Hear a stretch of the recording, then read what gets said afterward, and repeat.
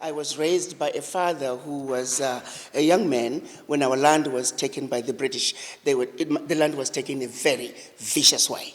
And so I grew up being reminded of the story of when our land was taken away by the British. It was bad. It was really bad. So because of that, I was raised by a father who always said, white people, the British are thieves, and one day we're going to take back our land. And I'm glad he lived to see us take back our land. So having brought up in an environment of just grave injustices being meted to all of us. My father went through it, I went through it. I remember as a little girl one time, we went to a Girl Guide event at some white person's home.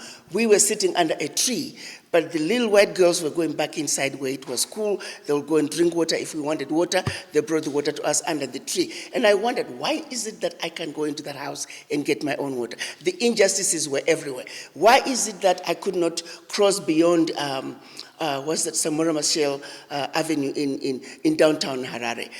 It was blatant abuse. So how could I not be an angry black woman? And then it's unfortunate that even as we speak, the abuses continue. They have not ended. So at what point are we as black people going to say enough is enough? Are we just going to continue to be abused to perpetuity? Are we going to leave this world it is? I have 7 grandkids. I have 5 children. Is this the world I want to leave behind for them? So yes, that's why I was born of the revolution, and I am going to fight. I may not have been able to go to become a guerrilla fighter back then, but I do realize that economic liberation is one thing singularly that was denied Africa. We are now in a guerrilla warfare of Africa's economic liberation.